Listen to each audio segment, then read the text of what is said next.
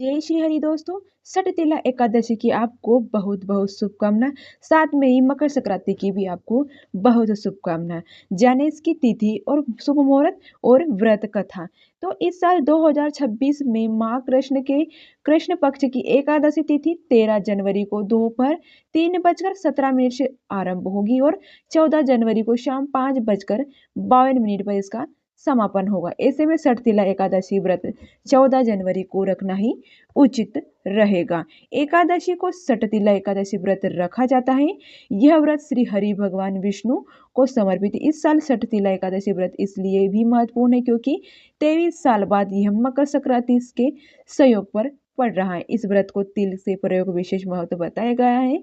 कहते हैं कि सटतिला पर तिल का स्नान दान सहित कुछ विशेष प्रयोग पूर्व जन्म के दोष समाप्त किया जा सकता है। इस साल सटतिला एकादशी तिथि को लेकर भी लोगों को बड़ी कंफ्यूजन है और कोई 13 जनवरी को और कोई 14 जनवरी को सटतिला एकादशी बता रहा है। आइए अब हम सटतिला एकादशी की व्रत कथा सुनते हैं।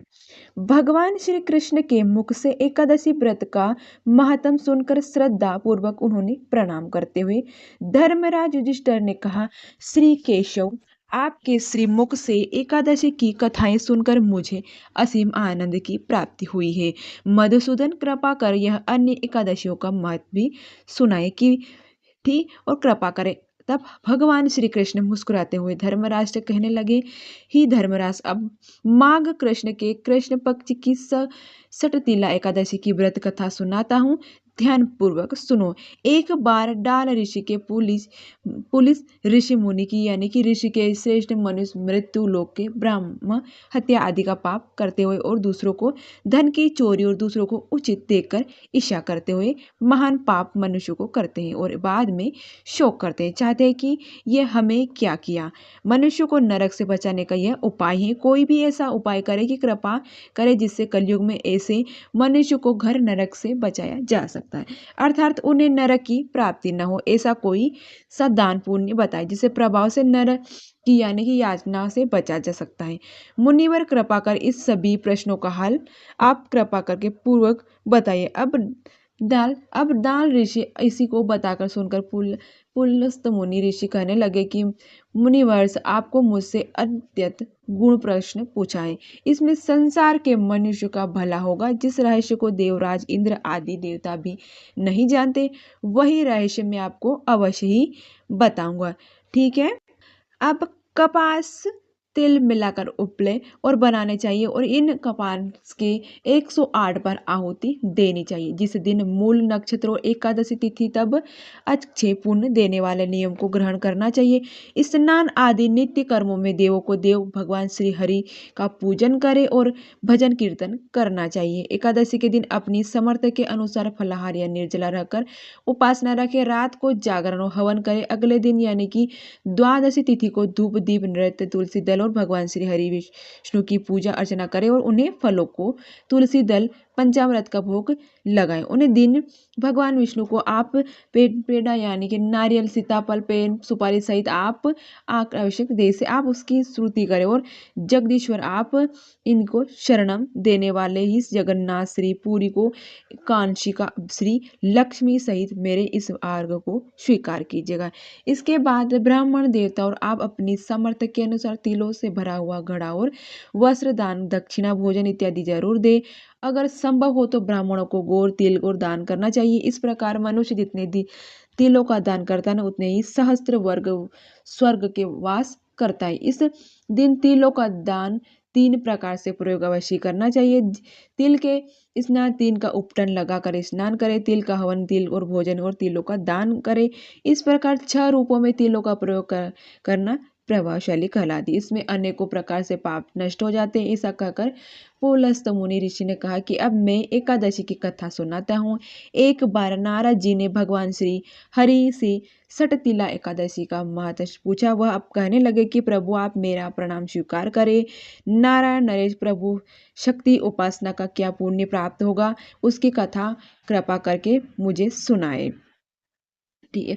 नारद जी ने प्रार्थना करके सुनकर भगवान श्री हरि कहने लगे, नारद जी, मैं तुम्हें प्रत्येक देखा सत्य प्रताप सुनाता हूँ। ध्यान पूर्वक सुनो। बहुत ही पहले मृत्यु लोक में एक ब्राह्मणी रहती थी, वहां पर सदा बस व्रत उपास किया करती थी। एक बार वह 1 महीने तक उपास करती रही, जिसमें उसका शरीर बहुत ही दुर्लभ हो गए। शकुल लोक की प्राप्त नहीं हुई, जैसा चितान पर मैं मृत्यु लोक में गया और उसने ब्राह्मणी में इनकी भिक्षा मांगी, जिस पर ब्राह्मणी कहने लगी, योगी राज आप यहाँ किस लिए आप पधारे हो? मैं तो कहाँ ही हूँ देवी, मुझे भिक्षा चाहिए। इस पर उसने मुझे एक मिट्टी का टुकड़ा उठाकर दे दिया और मैंने उसको मिट्टी को टुकड़े को अर्थात पिंड को लेकर ही स्वर्गलोक में लौट आया।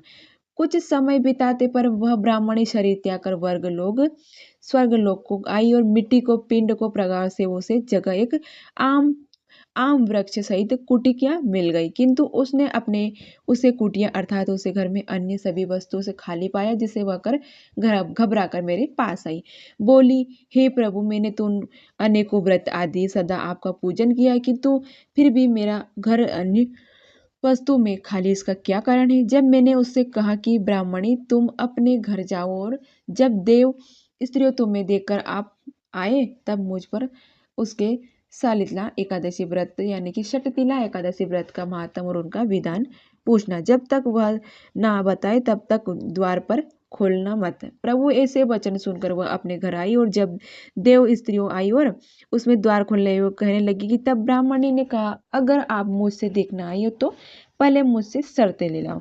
एकादशी का महात्म भी बताए तब उन्होंने उसमें मैं एक देव ऋषि कहा, यदि तुम्हारी ऐसी इच्छा है तो ध्यान पूर्वक सुनो, तुमसे एकादशी व्रत और उसका महत्व विधान सहित बताता हूँ।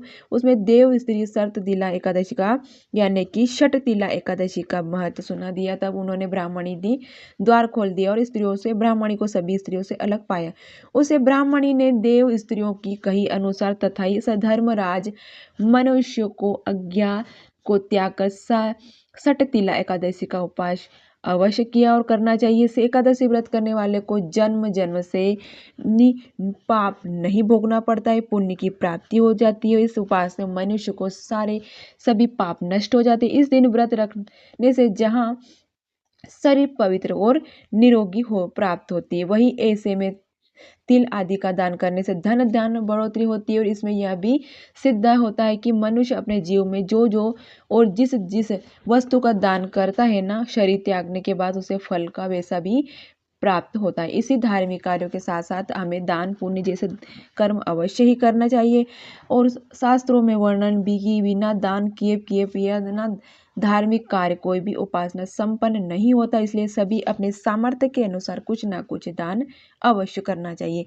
एकादशी के दिन अन्न का पूरी तरह से त्याग किया जाता है। यदि एकादशी के व्रत की कथा आप जानिए पूजा विधि के बारे में, तो सच्चे में मन से की गई पूजा यदि वस्तु और प्रिय भोग के अभाव से भी की गई तो भगवान उसे स्वीकार करते हैं। इसलिए सभी को केवल अपनी सामर्थ्य के अनुसार प्रसन्न मन से ही कोई उपासना रखना चाहिए। एकादशी का जो व्रत उसमें नियम का पालन पूरे दिन से तक किया जाता है, तो 10वीं तिथि से लेकर द्वादशी तिथि तक। इसलिए जो लोग इस व्रत उपास को नियम के साथ करते हैं, सामर्थ्य न हो तो उसे केवल पूजा पाठ करनी चाहिए, उपास नहीं तो रखना चाहिए। क्योंकि कई बार लोग अक्सर पूछते हैं कि क्या हम एकादशी के दिन नमक का सेवन नहीं कर सकते हैं, क्या हम ये समय भोजन नहीं कर सकते? तो देखिए, एकादशी का नियम यही है कि अन्न का पूरी तरह से नमक का पूरी तरह से त्याग कर देना चाहिए। सबसे पहले 10वीं तिथि सूर्यास्त के बाद भोजन ग्रहण नहीं करना चाहिए। यदि आपको अगली ही लहसुन प्याज का सेवन 10वीं तिथि से ही बंद कर देना चाहिए। सूर्यास्त से पहले सर को स्नान